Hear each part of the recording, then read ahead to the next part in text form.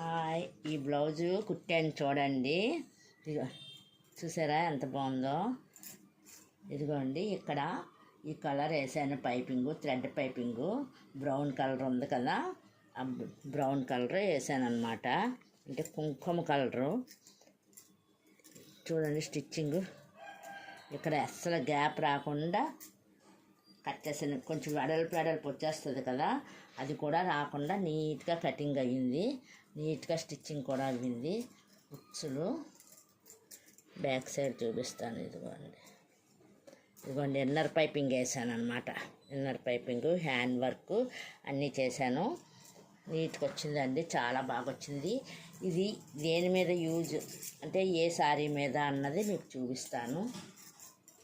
ఇదిగోండి మా మదర్ ఇచ్చారు ఈ శారీ. అంటగా తిప్పండి, మా మదర్ ఇచ్చారు ఈ శారీ అన్నమాట.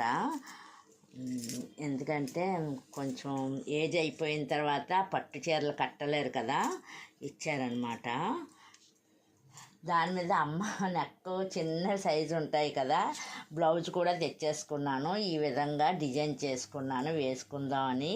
కానీ ఇంత చిన్న నెక్ వేసుకోవటం అలవాటు లేక తెచ్చుకుని రీమోడల్ చేశాను, కానీ ఇంకా వేసుకోలేదు. వేసుకుంటే ఎలాగుంటుందో ఏంటో అని ఈ నెక్ మనకు అలవాటు లేక అమ్మ సైజు బ్లౌజ్ కూడా తెచ్చుకున్నాను, కానీ ఇలా వేసుకోలేదు. ఎందుకైనా మంచిది, వేసుకున్న మూమెంట్లోని మళ్ళీ మనకి వెళ్ళేటప్పుడు ఈ చీర కట్టుకోవాలని ఈ జాకెట్ వేసుకోగానే నప్పకపోతే మళ్ళీ ఈ చీర కట్టుకునే ఉద్దేశం పోతుంది ఆ రోజుకనేసి ఇది కుట్టుకున్నా అండి.